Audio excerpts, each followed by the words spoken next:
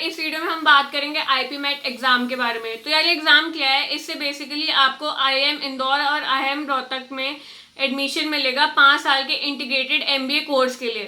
तो यार इस एग्जाम को हम क्यों दें, सबसे बड़ी बात हमारे मन में ये आती है। तो यार इसके काफी सारे पर्क्स हैं इस एग्जाम को देने के लिए, स्पेशली जो लोग एमबीए टारगेट कर रहे हैं। क्योंकि यार देखो, हमें सबको पता है कि अगर आप लोगों को एमबीए कैट के थ्रू जाना है तो आपको पहले उसके लिए ग्रेजुएशन कंप्लीट करनी पड़ेगी अपनी 3 साल की, और उसके बाद आपको दोबारा वो कैट का एग्जाम देना पड़ेगा जिसमें कंपटीशन काफी ज्यादा है to get into an IIM. लेकिन यार इसमें ऐसा है कि आप लोग बस एक बार ये एग्जाम दे दोगे और आपका 5 साल सिक्योर है। आप आईआईएम से ही बीबीए भी करोगे और एमबीए भी करोगे। तो यार ये काफी बड़ा प्लस पॉइंट है, क्योंकि आपको बार बार कॉलेजेस नहीं चेंज करने पड़ रहे और आपका फ्यूचर फिर एक बार यहाँ पे आके सिक्योर है, आपको एक आईआईएम की डिग्री मिलेगी ही। तो यार ये जरूर है वर्ड टारगेटिंग, और यहाँ पे कंपटीशन भी कैट वगैरह से काफी कम है, क्योंकि यार लोगों को इतनी नॉलेज नहीं है इसके बारे में। तो यहाँ पे अभी तक कंपटीशन इतना नहीं बढ़ा है। तो अगर कोई भी बंदा यार यहाँ पे सही से टारगेट कर रहा है इस एग्जाम को तो वो बिल्कुल आ सकता है। और जो मैं आगे आपको कट ऑफ बताऊंगी उसमें भी आपको ये बात पता चलेगा कि यहाँ पे आना इतना मुश्किल नहीं है अगर आप इसे सही से पढ़ते हो तो यार सबसे पहले यहाँ की एलिजिबिलिटी देखते हैं। तो फॉर जनरल कैटेगरी यहाँ पे जो मैक्सिमम एज लिमिट है वो 20 ईयर्स। तो यार अगर आप 20 ईयर्स के हो तभी आप अप्लाई कर सकते हो, उससे ज़्यादा आप अप्लाई नहीं कर सकते। SC ST और PWDs के लिए ये एज लिमिट है 22 ईयर्स।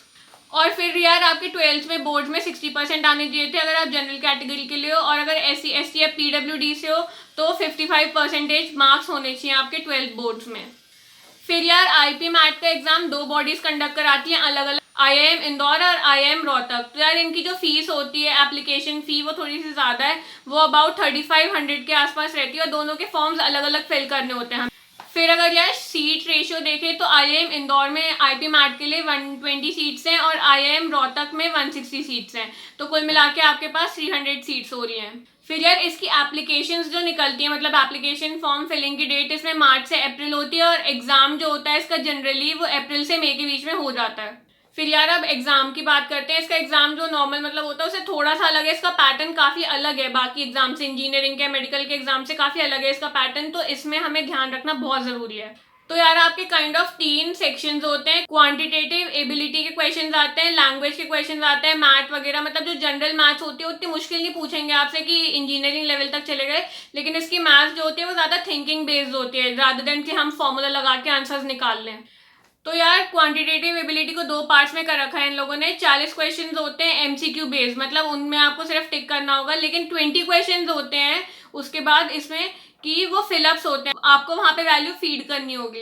और जो इंग्लिश के होते हैं वो भी 40 क्वेश्चंस होते हैं और वो होते हैं सारे एमसीक्यू बेस्ड। तो यार टोटल आपके पास 100 क्वेश्चंस हो गए। ये आईआईएम इंदौर की बात है। आईआईएम रोहतक का पेपर का लेवल थोड़ा डिफरेंट होता है और ये स्ट्रक्चर भी थोड़ा सा डिफरेंट होता है। वहां पे जो ये 20 सब्जेक्टिव टाइप क्वेश्चन है वहां वो 40 होते हैं, तो टोटल 120 क्वेश्चन होते हैं उनके पास, और आईआईएम इंदौर में 100 क्वेश्चन होते हैं। और फिर इन सबके लिए टाइम आपको लोगों को इस तरह से दिया गया कि हर सेक्शन की टाइम लिमिट है यहाँ पे, कि जो आपके पहले के वो 40 क्वेश्चन होंगे जो मैथ्स के होंगे वो आपको 40 मिनट्स में ही करने पड़ेंगे, फिर वो सेक्शन लॉक हो जाएगा।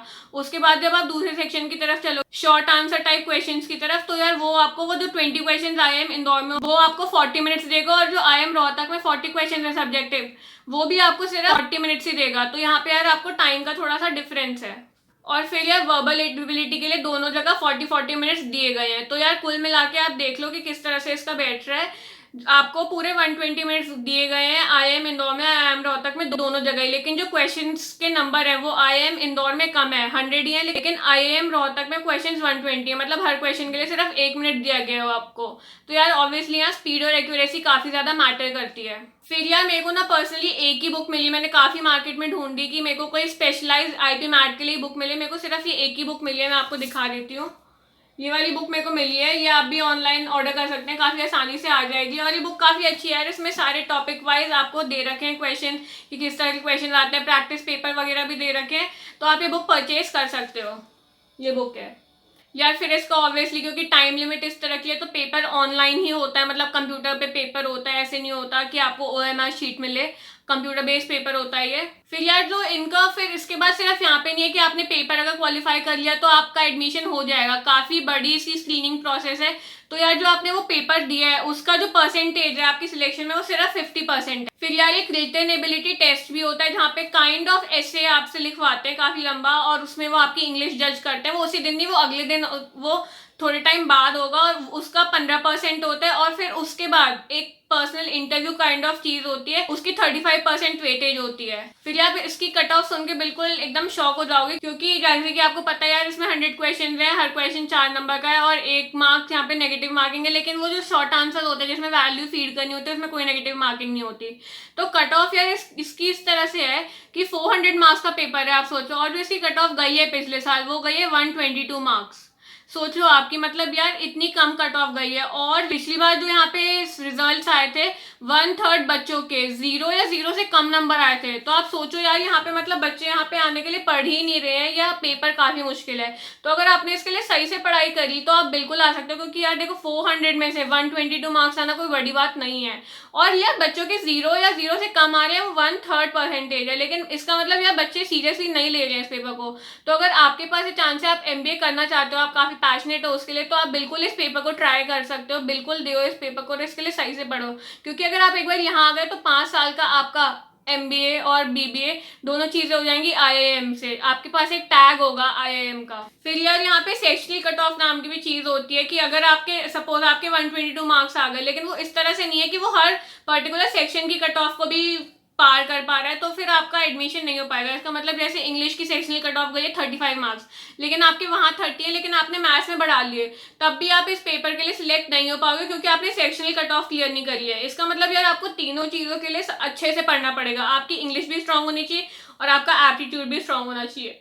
फिर यार इस बुक में सिलेबस भी काफी अच्छी तरह से दिया गया है, तो आप लोग एक बार इसे खरीद के देख सकते हो, नहीं तो मैं यहाँ पे सिलेबस के स्क्रीनशॉट्स लगा दूंगी, वो आप देख लेना। ज्यादातर यहाँ पे number system, compound interest, simple interest, time, work, energy, part type के जो क्वेश्चन होते थे वो आएंगे काफी सारे। फिर इंग्लिश में यार वर्ड मीनिंग्स और फिर ऑपोजिट्स, एंटोनिम्स, सिनोनिम्स, ये सारी चीजें आएंगी।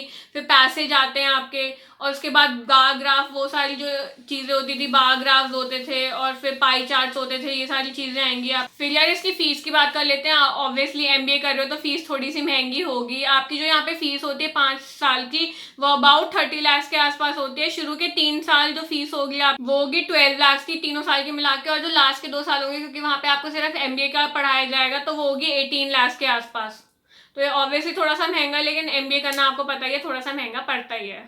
फिर यार यहाँ के हॉस्टल्स आप देख ही लो यार, मतलब होटल जैसे ही लग रहे हैं। यहाँ पे मैंने स्क्रीनशॉट्स लगा दिए, देखो यार कितने सुंदर हॉस्टल रूम्स हैं यहाँ पे, मतलब होटल जैसे लग रहे हैं, लिटरली होटल जैसे रूम लग गए हैं ये। और यहाँ पे मैंने बच्चों से बात करी, जो कल्चर है और जो मतलब यहाँ पे एक एनवायरनमेंट है ना, काफी लग्जूरियस टाइप का एनवायरनमेंट है। बिल्डिंग्स वगैरह काफी अच्छी है, क्लासरूम्स काफी वेल मेंटेन्ड और सुंदर क्लासरूम्स हैं। और फिर जो फेस्ट वगैरह काइंड ऑफ इवेंट्स होते हैं, वो भी काफी बड़े स्केल पे होते हैं, काफी बड़े लोग आते हैं यहाँ पे। यहाँ का एल्यूमिनाई नेटवर्क इतना स्ट्रॉन्ग है यार, आप लोग नेट पर सर्च कर लेना, यहाँ पे बहुत बड़े बड़े एल्यूमिनाइज हैं। यहाँ के नेटवर्क काफी स्ट्रॉन्ग है, यहाँ का एल्यूमिनाई नेटवर्क। और यार IIM का आपको टैग मिल रहा है सबसे बड़ी, जैसे मतलब इंजीनियरिंग के लिए IIT है, वैसे यहाँ पे यार MBA के लिए ऑब्वियसली IIM है। तो फिर आपको बिल्कुल इस एग्जाम के लिए ट्राई करना चाहिए। आपको कोई भी डाउट्स हो तो आप मेरे से कमेंट सेक्शन में पूछ सकते हो। तब तक के लिए all the best, bye guys.